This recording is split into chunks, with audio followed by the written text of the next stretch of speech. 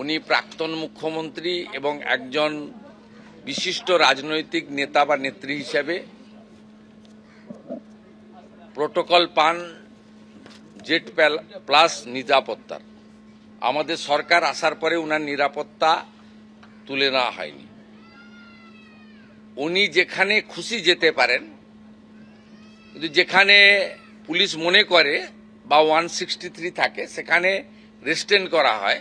যদিও আমার এই 3 মাস সময়কালে বারুইপুরে 163 ছিল, কিন্তু 4 জনকে অ্যালাউ করা হয়েছে।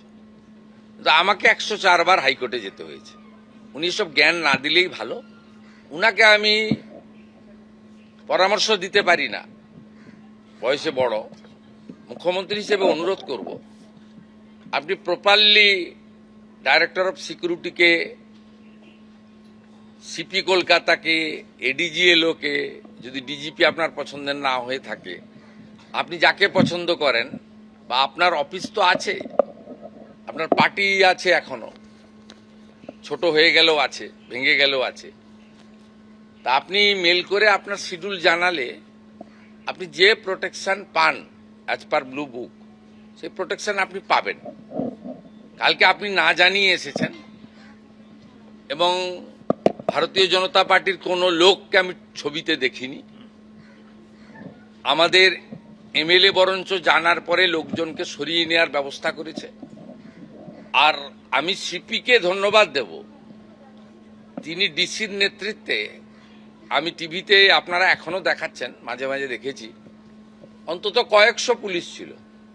এই পুলিশ মোবিলাইজেশন করতেও টাইম লাগে।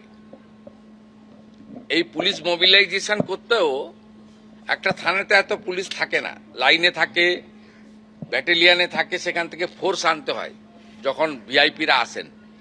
তা পুলিশকে আপনি কোনো সুযোগই দেননি। তারপরেও আমি বলবো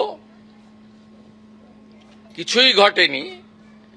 আর আপনার ওই পাথর টাথরের গল্প, ওগুলো সব মানুষ দেখেছে। আমি আপনাকে পরামর্শ না দিয়ে অনুরোধ করব, আপনি কোথাও গেলে পুলিশকে টাইম নিয়ে জানিয়ে আসবেন।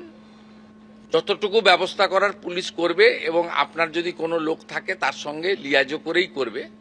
আপনি যেখানে খুশি যেতে পারেন, কিন্তু আপনি 15 বছরে 315 জন বিজেপি কর্মীকে খুন করেছেন।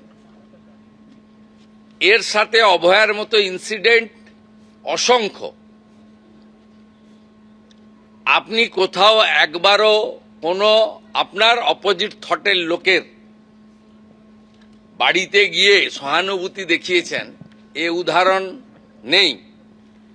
আপনার সময়ে রাজবংশী যুবক মৃত্যুঞ্জয় বর্মনকে এএসআই মোয়াজ্জেম হোসেন কালিয়াগঞ্জে মাঝরাতে বুকে গুলি করে খুন করেছে।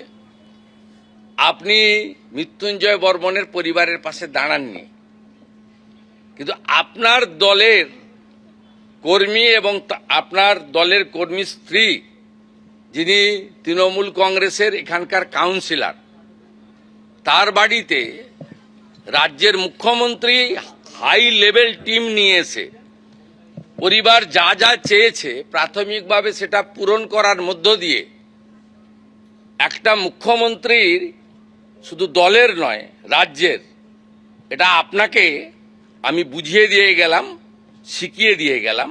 যেটা আপনি করতে পারেননি সেটা শুভেন্দু অধিকারী করার চেষ্টা করলো। এবিপি আনন্দ, এগিয়ে থাকে, এগিয়ে রাখে।